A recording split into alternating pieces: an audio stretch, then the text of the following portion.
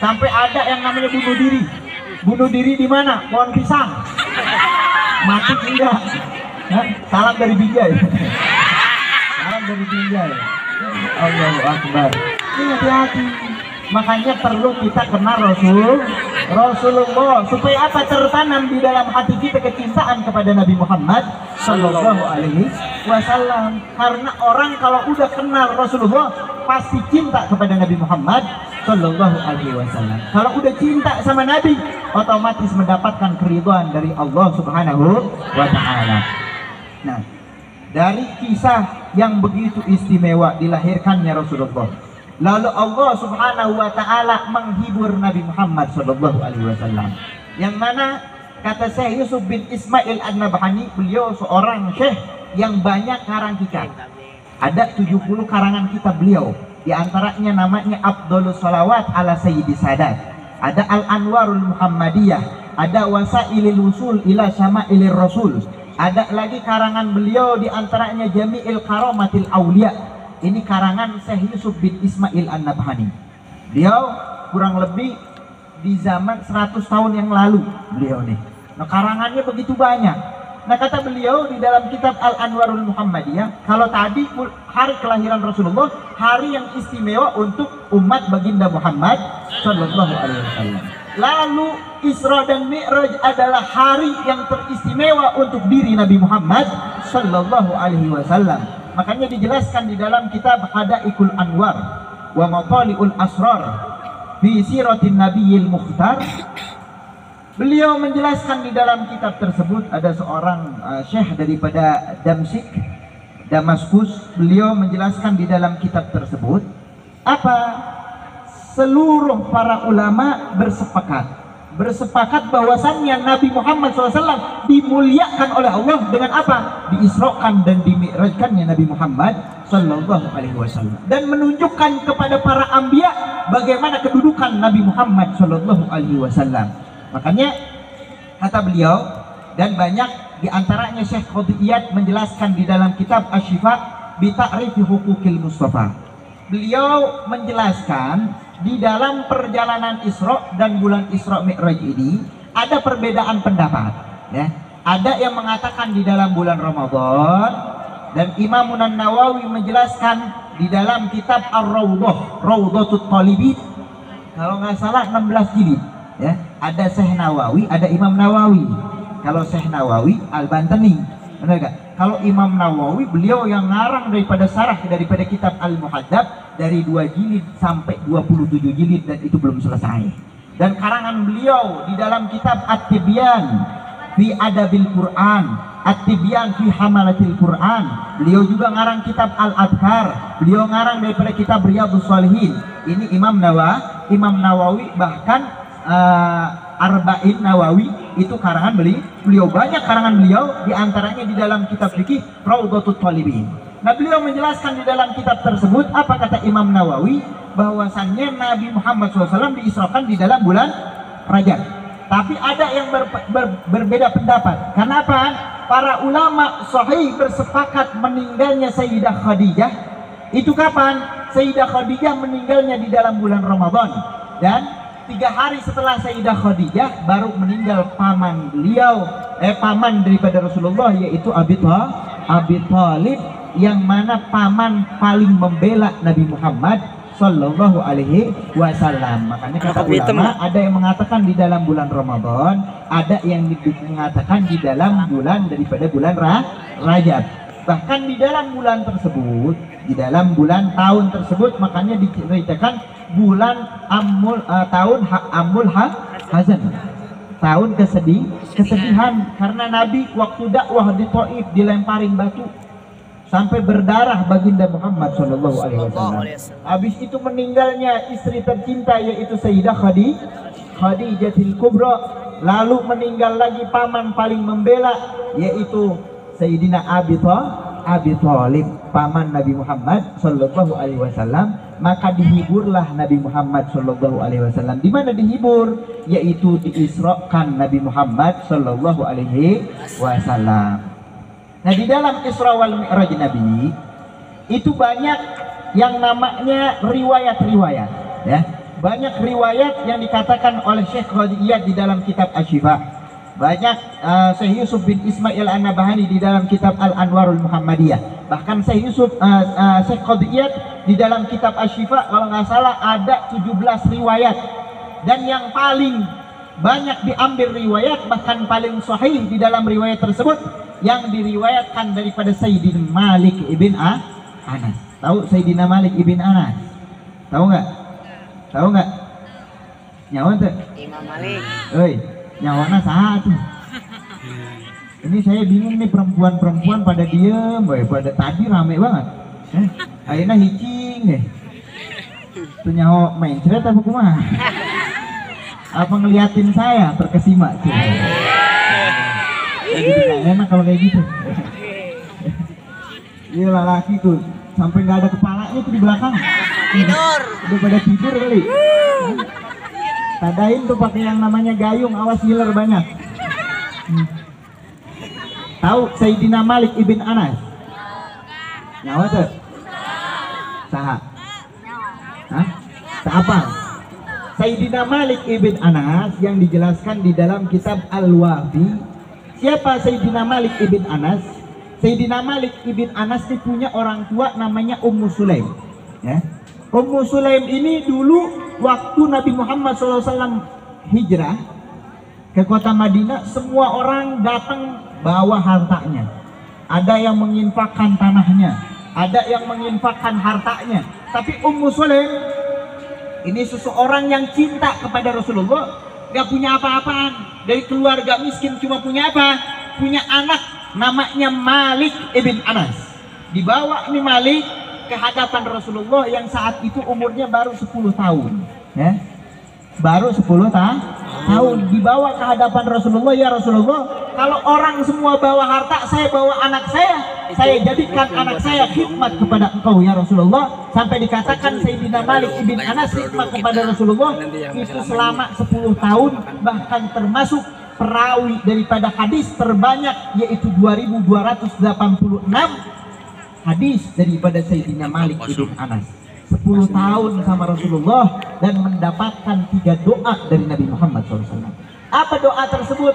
Ya Allah, semoga panjangkan umur Malik ibn Anas dan dijadikan hartanya yang banyak dan keturunannya yang banyak dan berkah, dan masukkan surga daripada Sayyidina Malik ibn Anas.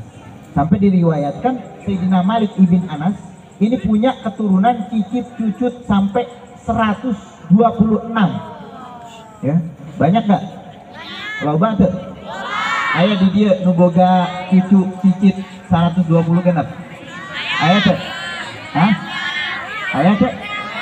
Boro-boro jomblo jomblo Sayyidina Malik ibn Anas dengan berkat doa Nabi, orang yang paling banyak hartanya, paling banyak keturunannya, sampai diriwayatkan umurnya 100 tahun lebih, sampai dikatakan aku tinggal menunggu doa Nabi yang ketiga. Apa? Dimasukkan surga oleh Allah Subhanahu wa Ta'ala dengan berkat doa siapa? Doa Nabi Muhammad Sallallahu Alaihi Wasallam.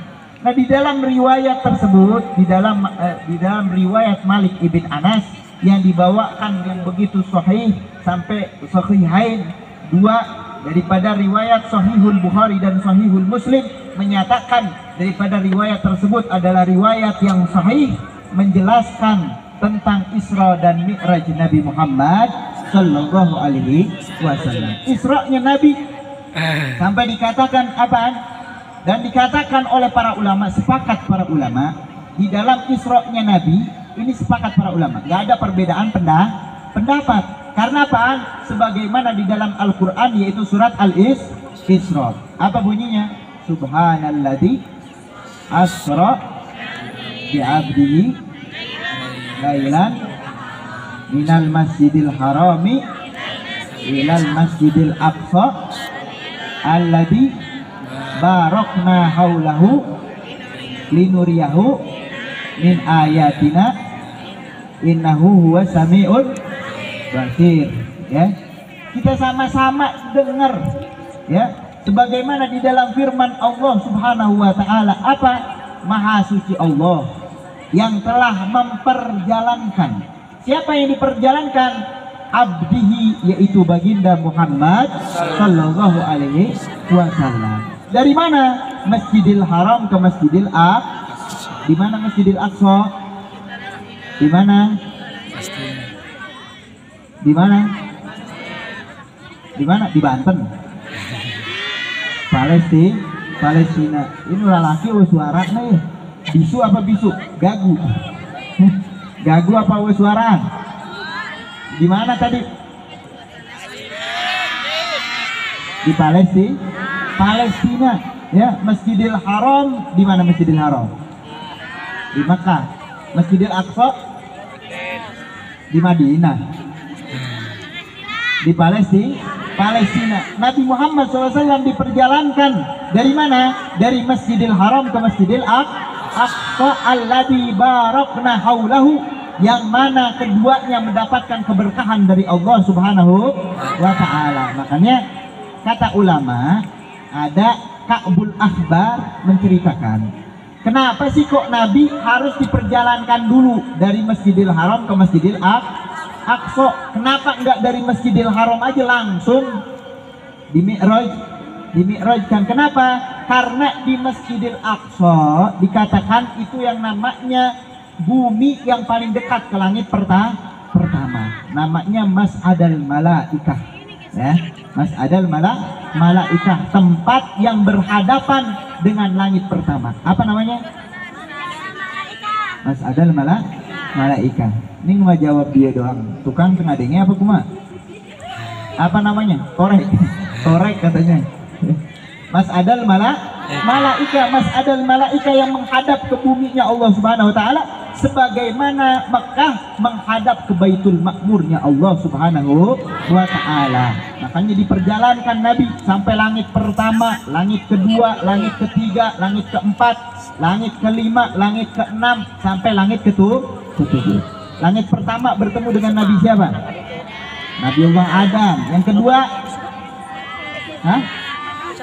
Israil. Nggak jadi Isra dong, meninggal Nabi dicabut. Yang kedua, Nabi Isa dan Nabi Yahya. Yang ketiga, Nabiullah Yusuf. Yang keempat, alhamdulillah dibantu berarti ini. Tadinya nggak hafal, saya jadi hafal. Yang keempat, yang keempat Nabi Harun, Nabi Idris. Ya.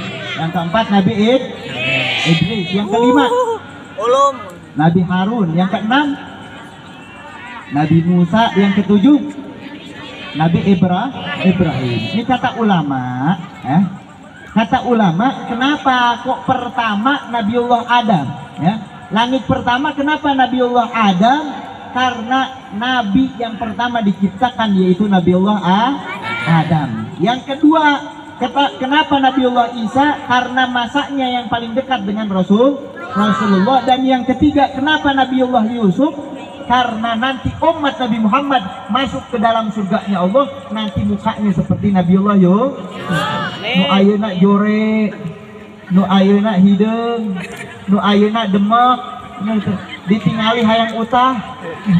Nanti di surga jadi ganteng semuanya. Subhanallah. Ya. Ini begitu pula perempuan yang tadinya kutuan, tadinya busikan, kotor, korengan, nanti masuk surga kayak bidadari semuanya. Amin. Pengen gak masuk surga? Hayang tak masuk surga? Hayang. Nu hayang acung tangan. Berarti nggak acung tangan berarti mau masuk surga. Amin semua, insya Allah yang di sini semuanya masuk surga. Amin. Amin ya Rabbal alamin. Nih semuanya subhanallah yang kita lihat nih, nanti dekil-dekil, kucel-kucel, lehoan, songean. Nanti kalau di surga subhanallah mukanya seperti apa? Nabiullah Yusuf alaihissalam, umat Nabi semuanya masuk surganya Allah, berubah mukanya seperti Nabiullah Yusuf. Kira-kira ganteng gak Nabiullah Yusuf? Emang pernah kapanggi? Hah? Nyawa di mana? Nyawa di mana? Hah? Dari mana? Dari sosmed? Dari Google? Ini jadi semua umat Nabi nanti masuk, yang laki-laki ini masuk ke dalam surganya Allah, tampannya seperti Nabiullah Yusuf, dan begitu pula Nabiullah yang namanya Nabiullah tadi keempat siapa? Nabi Idris, ya, Nabi Idris. Kenapa di tempatnya di langit keempat? Karena pertengahan.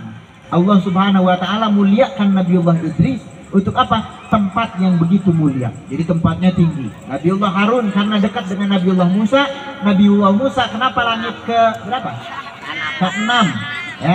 Langit ke-6 karena Nabi Musa adalah kalimullah, bisa berbicara dengan Allah. Yang ke-7 kenapa Nabiullah Ibrahim? Karena nabi yang lebih utama setelah Nabi Muhammad yaitu Nabiullah Ibrahim.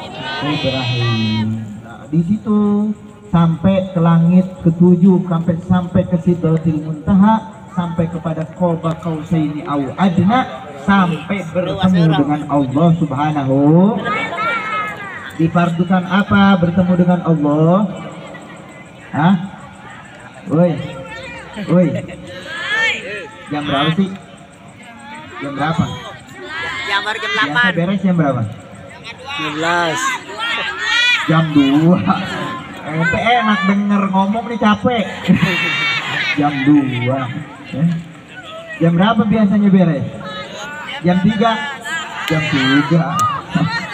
Lanjut. Lanjut. Sebelum kita lanjut, kita sholawat dulu. Siap?